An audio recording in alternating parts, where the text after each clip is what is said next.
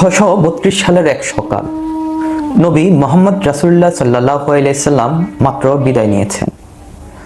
পুরো মদিনা স্তব্ধ, মানুষ কাঁদছে, কেউ কেউ বিশ্বাসই করতে পারছে না। এই মুহূর্তে উঠে দাঁড়ালেন একজন মানুষ, সবেমাত্র তার সবচেয়ে কাছের বন্ধুকে হারিয়েছেন। হৃদয় ভেঙে আছে, কিন্তু তবুও তিনি কথা বললেন, এবং সেই কথাগুলো মাত্র কয়েকটি বাক্য, আজও পৃথিবীর সবচেয়ে শক্তিশালী ইনাগুরাল স্পিচ হিসেবে পরিচিত।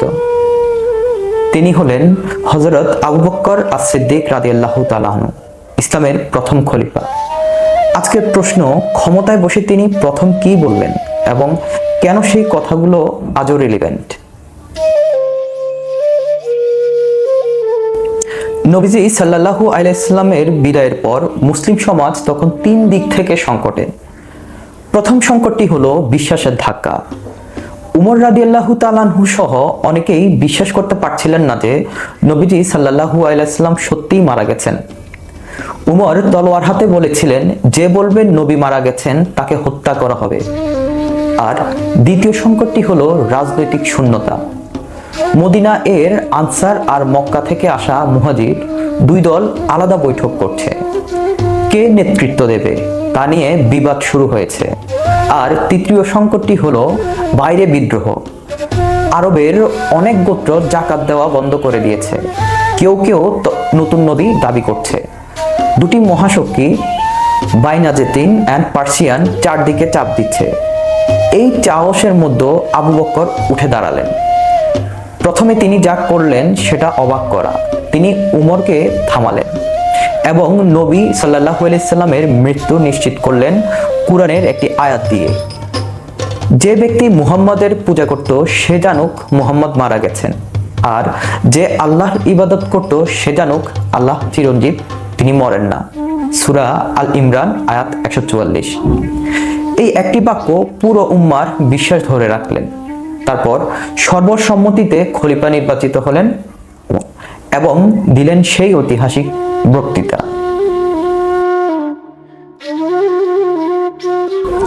সেই ঐতিহাসিক বক্তৃতার 6টি বাক্য যেন 6টি মূলনীতি। প্রথম বাক্যটি হলো, হে মানুষ, আমাকে তোমাদের উপর কর্তৃত্ব দেওয়া হয়েছে, কিন্তু আমি তোমাদের মধ্যে সর্বশ্রেষ্ঠ নই। ভাবুন এই কথাটা। সবেমাত্র ক্ষমতা পেয়েছেন, পুরো সাম্রাজ্য তার সামনে, এবং প্রথম কথা বললেন আমি সেরা নই। এটা উইকনেস নয়, এটা সর্বোচ্চ স্ট্রেংথ। কারণ এই স্বীকৃতি দিয়ে তিনি বললেন, এই পথ আমার গৌরবের জন্য নয়, বরং এটি একটি দায়িত্ব। আজকের নেতারা ক্ষমতায় বসে কি বলেন, আমিই পারবো, কিন্তু আবু বকর রাদিয়াল্লাহু তাআলা আনহু বললেন উল্টোটা। আর দ্বিতীয় বাক্যটি হলো, আমি যদি সঠিক করি তবে আমাকে সাহায্য করো, আর যদি ভুল করি তবে আমাকে সংশোধন করো। এই একটি বাক্য তিনি যা করলেন তা আজকের অনেক গণতান্ত্রিক কনস্টিটিউশনেও স্পষ্টভাবে বলে না। তিনি জনগণকে শুধু অধিকার দিলেন না, দায়িত্ব দিলেন। শুধু সংশোধন করার অনুমতি নয়, সংশোধন করা তোমার কর্তব্য। আজকের পশ্চিমা গণতন্ত্রীয় সরকারের সমালোচনা টলারেটেড, কিন্তু আবু বকর রাদিয়াল্লাহু তাআলা আনহু এর সময়ে এটা ছিল নাগরিকদের দায়িত্ব। আর সোর্সটা পাওয়া যায় সাইদ ইব্রাহিম 2016-তে। এই লাইনটি সিটিজেন অ্যাকাউন্টেবিলিটি এর সবচেয়ে প্রাচীন ডকুমেন্টেড ডিক্লারেশন হিসাবে বিবেচিত হয়। আর তৃতীয় বাক্যটি হলো, সত্যবাদিতা হলো আমানত এবং মিথ্যা হলো বিশ্বাসঘাতকতা। রাজনীতিতে মিথ্যার ইতিহাস দীর্ঘ, কিন্তু আবু বকর রাদিয়াল্লাহু তাআলা আনহু এর ক্ষমতার প্রথম মিনিটে বললেন, আমার শাসনের ভিত্তি হবে সত্য, এবং মিথ্যাকে তিনি শুধু নৈতিক ব্যর্থতা বললেন না, বললেন বিশ্বাসঘাতকতা। অর্থাৎ মিথ্যা বলা মানে জনগণের সাথে বিশ্বাসঘাতকতা করা। আর চতুর্থ বাক্যটি হলো, তোমাদের মধ্যে দুর্বল আমার কাছে শক্তিশালী, যতক্ষণ না আমি তার অধিকার ফিরিয়ে দিচ্ছি। আর তোমাদের মধ্যে শক্তিশালী আমার কাছে দুর্বল, যতক্ষণ না আমি তার থেকে অপরের অধিকার আদায় করছি। এই লাইনটি পড়লে গায়ে কাঁটা দিয়ে উঠে। যদি তিনি বললেন, আমার কাছে দুর্বল মানুষ শক্তিশালী, কারণ তার অধিকার রক্ষা করা আমার কাজ, এবং শক্তিশালী মানুষ দুর্বল, কারণ সে যদি অন্যর অধিকার নেয় আমি তা ফিরিয়ে নেব। আজকে পৃথিবীতে 1% মানুষ 99% এর সম্পদ ধরে আছে। আবু বকর রাদিয়াল্লাহু তাআলা আনহু 1400 বছর আগে এই অসমতার সমাধান বলে গেছেন। রাষ্ট্রের দায়িত্ব হলো দুর্বলদের পাশে দাঁড়াবো। এইটি আজকের সোশ্যাল জাস্টিস আন্দোলনের মূল কনসেপ্ট, কিন্তু উৎস 632 সালের।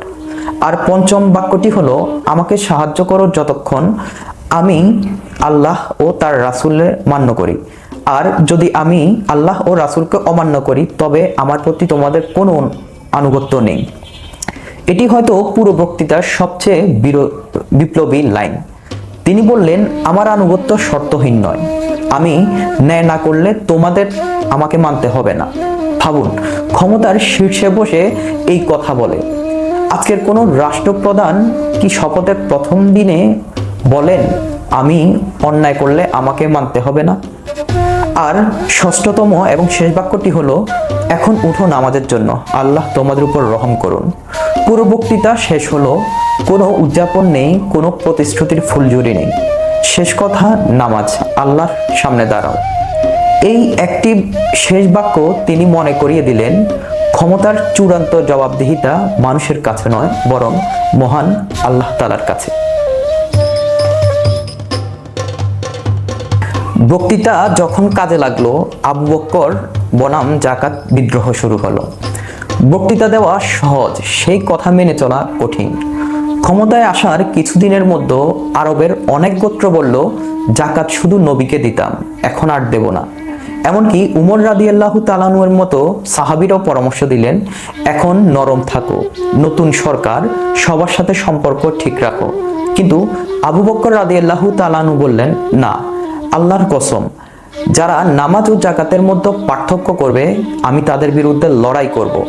জাকাত সম্পদের উপর আল্লাহর হক, নবী যা আদায় করতেন আমিও তাই করব। এটাই ছিল রিদ্দা ওয়ার্স, মুরতাদদের বিরুদ্ধে যুদ্ধ, ইসলামের ইতিহাসের এক ডিসিসিভ মুহূর্ত। তিনি বক্তৃতায় বলেছিলেন, আমাকে সংশোধন করো, কিন্তু এখানে সংশোধনের কিছু নেই, ন্যায় ন্যায়ই হয়, আপোষ নেই। এই ঘটনা প্রমাণ করে আবু বকর রাদিয়াল্লাহু তাআলা আনহু-এর বক্তৃতা শুধু কথা ছিল না, এটা ছিল তার শাসনের একটা ব্লুপ্রিন্ট। এখন স্বাভাবিকভাবে প্রশ্ন আসে, এই কথাগুলো কি আজকের রাজনীতিতে রিয়েলিস্টিক? একদল বলেন হ্যাঁ, এই 6টি principal, accountability, truthfulness, justice for the weak, conditional obedience, এগুলো ইউনিভার্সাল, দেশ কাল নির্বিশেষে প্রযোজ্য। আরেক দল বলেন, আবু বকর রাদিয়াল্লাহু তাআলা আনহু এর যুগ ছিল ছোট রাষ্ট্র, প্রত্যক্ষ শাসন। আজকের বিশাল ব্যুরোক্রেসিতে এই মডেল সরাসরি অ্যাপ্লাই করা সহজ নয়, এবং ঐতিহাসিক দৃষ্টিতে সুন্নি ও শিয়া ট্রেডিশন আবু বকর রাদিয়াল্লাহু তাআলা আনহুর খিলাফত নিয়ে ভিন্ন মত পোষণ করে। শিয়া ট্রেডিশন মনে করে এই নির্বাচন প্রক্রিয়া বিতর্কিত ছিল, তাই আমরা বলবো ঐতিহাসিক সংখ্যাগরিষ্ঠ মতামত অনুযায়ী। এই বক্তৃতার নীতিগুলো অসাধারণ এবং সেগুলো আজও শেখার আছে, কিন্তু ইতিহাসকে সরলীকৃত করলে সত্য হারিয়ে যায়। আজকের এই এপিসোড থেকে আমরা 3টি বিষয় শিখতে পারি। প্রথমটি হলো, নেতৃত্বে শুরু হয় বিনম্রতায়। আমি সেরা নই, এই স্বীকৃতি সত্যিকারের শক্তির প্রমাণ। ইগো নয়, দায়িত্ববোধই নেতৃত্বের ভিত্তি। আর দ্বিতীয়টি হলো, জনগণের অধিকার শুধু ভোট দেওয়া নয়, সংশোধন করো। আবু বকর রাদিয়াল্লাহু তাআলা আনহু বলেননি আমাকে সমালোচনা করতে পারবে, বললেন তোমাদের সংশোধন করতে হবে, এটা অধিকার নয়, কর্তব্য। তৃতীয় বিষয়টি হলো, আনুগত্য শর্তহীন নয়, নেতা ন্যায় না করলে তাকে মানতে হবে না। এই প্রিন্সিপাল 1400 বছর আগেই ডিক্লার হয়েছে। একটি প্যারাগ্রাফ, মাত্র কয়েকটি বাক্য, কিন্তু সেই বাক্যগুলোর মধ্যে ধরা আছে গভর্নেন্সের পূর্ণ দর্শন। আজকে আমরা দেখলাম 1400 বছর আগে ক্ষমতায় বসে একজন মানুষ বলেছিলেন, আমি ভুল করলে আমাকে সংশোধন করো। সত্য বলা বিশ্বাস, মিথ্যা বলা বিশ্বাসঘাতকতা। দুর্বল মানুষ আমার কাছে শক্তিশালী। আপনার জন্য আজকের প্রশ্ন, বাংলাদেশের যে কোনো নেতা যদি আজ শপথ নেওয়ার সময় এই 6টি বাক্য বলতেন, আপনি কি বিশ্বাস করতেন? কমেন্টে জানান। আমাদের পরবর্তী এপিসোডে আমরা দেখব নেতৃত্ব নাকি আমানত, ইসলামে ক্ষমতার আসল দর্শন কি। সাবস্ক্রাইব করুন এবং এই সিরিজটা শেয়ার করুন যারা গভর্নেন্স নিয়ে ভাবেন তাদের সাথে। ধন্যবাদ।